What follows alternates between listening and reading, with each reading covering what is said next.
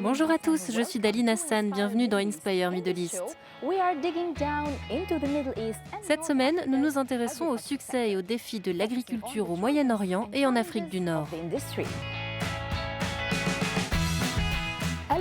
Nous nous rendrons en Tunisie pour voir comment la technologie aide les agriculteurs à accroître et à rendre plus durables leurs exploitations.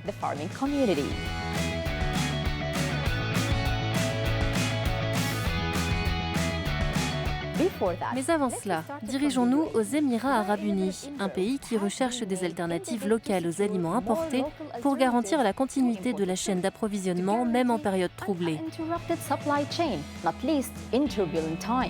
Rebecca McLaughlin-Istam s'est entretenue avec des experts à Sharjah et à Abu Dhabi pour en savoir plus. Aux Émirats arabes unis, la sécurité alimentaire est une priorité nationale, puisque le pays est presque entièrement dépendant de ses importations de nourriture. En perturbant les chaînes d'approvisionnement, la pandémie de Covid-19 a ravivé les inquiétudes. Elle a également engendré un nouveau débat sur la meilleure manière de favoriser l'agriculture locale et d'encourager l'innovation agricole. En raison des fortes chaleurs en été, de la faible pluviométrie et des sols principalement désertiques, les activités agricoles des Émirats ont toujours été limitées à de petites zones. Mais cela pourrait bientôt changer. L'université Khalifa d'Abu Dhabi est en train de développer un sol artificiel pour y planter des cultures et de la végétation. Par sa texture, sa porosité et sa fertilité, ce sol ressemble à la terre de Thaïlande ou d'Ukraine. S'il est agréé, il pourrait bouleverser le secteur florissant de l'agriculture locale aux Émirats arabes unis. Pour mieux comprendre le sujet, nous avons rencontré le docteur Saïd Al-Kajraji, qui a contribué à lancer le projet de sol artificiel dans la capitale. Professeur, le type de terre que vous avez créé à Abu Dhabi ressemble à celui que l'on trouve en Asie du Sud-Est et dans certaines parties de l'Europe. Mais notre climat est très différent ici. Les agriculteurs devront donc accorder une attention particulière à l'entretien des terres. Cela signifie-t-il plus de ressources et d'investissements à long terme ? Les agriculteurs doivent être conscients que toutes les cultures ont besoin d'être traitées d'une manière spécifique pour leur permettre de maximiser leur rendement.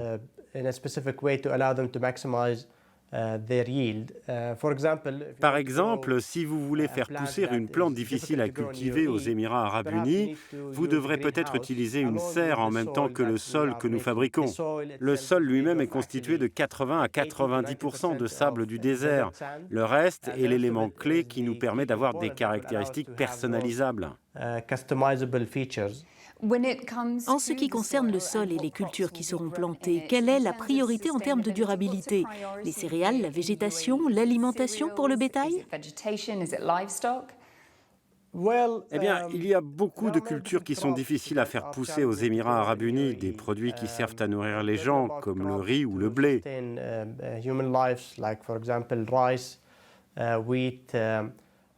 Ces céréales sont un défi pour nous car elles ont besoin de beaucoup d'eau.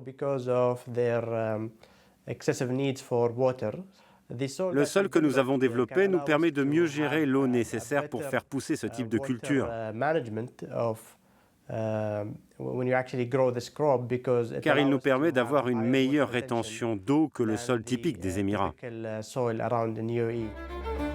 riz est un aliment de base vital dans le pays. Le ministère du Changement climatique et de l'Environnement a donc récemment annoncé un projet de recherche commun avec la République de Corée pour cultiver du riz dans le désert. Il s'agit de la première initiative du genre dans la région. Les résultats préliminaires ont été positifs. Pour le ministre de l'Environnement, si ce projet révolutionnaire réussit à grande échelle, il pourrait façonner le futur de l'agriculture. L'initiative a été lancée à Sharjah, un foyer d'innovation agricole qui abrite également le parc d'innovation et de recherche technologique, un lieu qui soutient les agriculteurs et exploite les nouvelles technologies pour produire des aliments locaux durables tout au long de l'année. Ce parc abrite notamment une ferme de 150 mètres carrés, avec un agrotunnel Merlin capable de produire mensuellement 1 tonne de fruits et de légumes biologiques, irrigués par l'eau de mer dessalée à l'énergie solaire. Le PDG du parc estime qu'environ 30% de la nourriture des Émirats arabes unis sera produite localement dans les 5 prochaines années.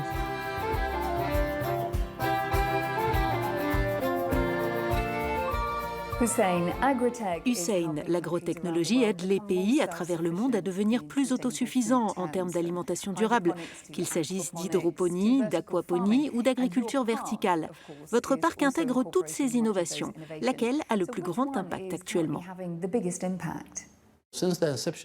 Depuis la création du parc, nous avons commencé à promouvoir la technologie hydroponique, aquaponique et l'agriculture sous tunnel. Ces technologies ont toutes décollé. Aujourd'hui, nous voyons de grandes exploitations agricoles aux Émirats arabes unis utiliser l'hydroponie et l'aquaponie et d'autres types de technologies agricoles. En ce moment, par exemple, nous utilisons l'intelligence artificielle pour étudier le fonctionnement de l'aquaponie par rapport à la nourriture et aux poissons, et la façon dont ces derniers se déplacent et la quantité de nourriture qu'ils consomment, à quel moment et selon quel schéma. Parlez-moi de la viabilité économique de la production alimentaire de masse aux Émirats. Comment les coûts de production et de récolte, par exemple, peuvent-ils être réduits pour que ces efforts en valent vraiment la peine? Je pense que c'est réalisable, car les Émirats disposent d'une grande quantité de terres. Beaucoup d'agriculteurs des Émirats, en particulier les agriculteurs nationaux, obtiennent des terres gratuitement. Et on peut ajouter à cela le coût relativement faible des activités commerciales par rapport à d'autres régions du monde, et aussi les fantastiques infrastructures dont nous disposons ici en termes de ports et d'aéroports, de stockage et autres. Les Émirats font partie des principaux pays importateurs de riz. Le riz cultivé à Sharjah pourrait-il changer la donne pour l'industrie alimentaire? Je pense que nous pouvons jouer un rôle stratégique en cultivant du riz et en utilisant à nouveau nos terres. Nous avons les infrastructures et les institutions nécessaires pour devenir un réel acteur régional dans la production de riz et pour assurer les éléments de sécurité alimentaire. Ce type de projet produit également de nouvelles opportunités commerciales. Le gouvernement fédéral prévoit une croissance du secteur agricole des Émirats arabes unis dans les années à venir, pour permettre aux agriculteurs du pays de récolter bientôt les fruits de leur investissement dans l'alimentation locale et durable.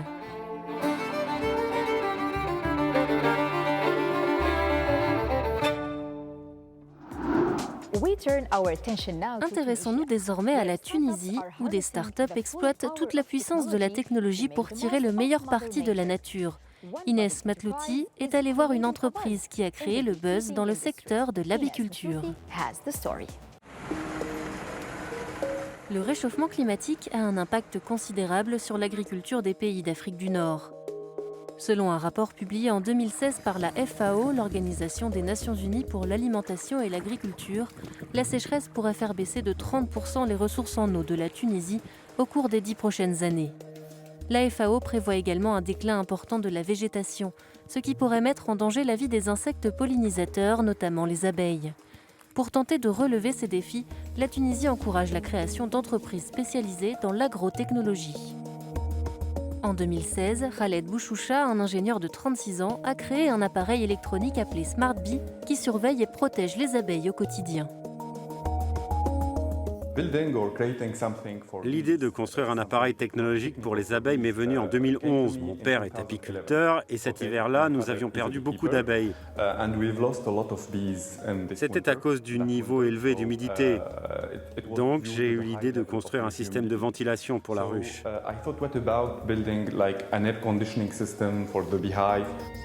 Selon l'Agence nationale pour la promotion des investissements agricoles, la Tunisie comptait en 2019 12 000 apiculteurs.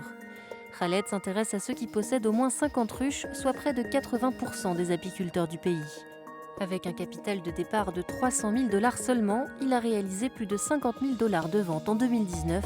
Son invention a été un véritable succès. La production de miel est bien plus efficace. Je n'avais aucune idée de la quantité de miel que les abeilles pouvaient produire, mais avec ça, c'est beaucoup plus simple. Comme les abeilles, l'eau est indispensable aux plantes. En 2018, un rapport de la Banque mondiale indiquait qu'en Afrique du Nord, plus de la moitié de la consommation d'eau dépasse la quantité naturellement disponible. Aujourd'hui, l'eau est un problème pour nous, les agriculteurs en Tunisie. Elle devient plus rare et la qualité et la quantité de l'eau diminuent.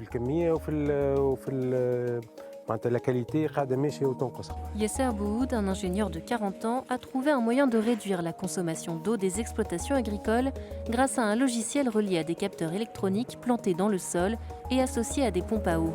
Et pour faciliter l'utilisation, les agriculteurs peuvent accéder à distance à cette technologie via leur téléphone. Il a fallu à Yesser 4 ans et 150 000 $ pour créer son entreprise qui est utilisée aujourd'hui dans une centaine d'exploitations. IGS, il aide l'agriculteur à piloter son irrigation en se basant sur des méthodes scientifiques et ça l'aide surtout à préserver sa nappe phréatique, les ressources en eau. Et on peut aller jusqu'à certaines parcelles, on est arrivé à réduire de moitié la consommation d'eau. Le gouvernement tunisien soutient financièrement l'entreprise de Yesser depuis 2015, de même que 12 autres start-up. Parmi nos prérogatives, effectivement, c'est d'encourager le développement et le lancement des start-upers, les jeunes ingénieurs pour lancer leurs propres projets. Le gouvernement tunisien espère que dans les années à venir, davantage d'innovateurs se mettront en avant pour aider le pays et son secteur agricole à surmonter les défis environnementaux et à contribuer de manière importante au PIB national.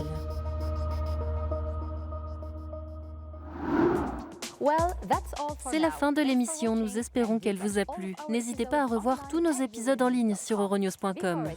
Avant de nous quitter, voici les publications Instagram de la semaine. Soyez prudents et à bientôt. Baoudi du Liban qui admire sa récolte d'ail. Et l'Australienne Ellie qui a ramassé des radis avec sa famille à Al Ain.